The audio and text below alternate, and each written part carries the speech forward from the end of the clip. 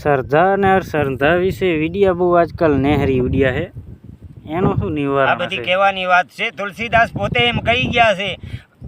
કબીર સાહેબ પણ અમુક બહુ પંક્તિઓમાં કે અમુક કવિતામાં કે અમુક જે ભજનની પંક્તિ હોય એમાં પણ પ્રાચીન ભજનામાં આવું કીધેલું છે કે હું તમને એક નાની પંક્તિ કહી દઉં કે રામ ગુણ ગાય કે લખન ગુણ ગાય કે તુલસી મગન ભયો હરિગુણ ગાય કે. હવે આપણે જંગલમાં આજે રખડવાવાળાને દુનિયાદારી ઉપાડીને આપણે શું કરવું છે? ગુણ બધાના ગાવ, અવગણ કોઈના ગાવ નહીં. ખબર જ નથી કે હનુમાનજીનું મંદિર છે કે શું છે.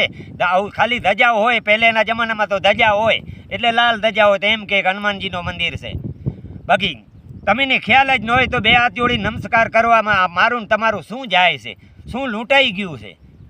શ્રદ્ધા અનશ્રદ્ધા વિશે હું તો આટલું કહું કે રામ ગુણ ગાય કે લખન ગુણ ગાય કે તુલસી મગન ભયો હરિગુણ ગાય કે. આ તુલસી બ્રાહ્મણ હતા, રામના ભાઈ લખન હતા, તો રામના ગુણ ગાવ તો ભેગા લક્ષ્મણના ગાવ. કે લખન ગુણ એટલા માટે ગાવાના કે રામના બ્રહ્મ અવતારથી ભેગા છે, મદદરૂપી છે, એ ઇતિહાસમાં જોડાણેલા છે. પ્રાચીન ભજનમાં છે ને બધે છે. સનાતન ધર્મમાં જ્યાં જ્યાં તમે પુસ્તક વાંચો એમાં લખનનું નામ પડશે. તો આ છે ગુણ બધાના ગાવ, અવગણ કોઈના ના ગાવ. અવગણ ગાવાથી કોમીવાદ ઊભો થાય છે. સાચું. અલા ઈશ્વરમાં કોઈ ભેદભાવ નથી બાપા.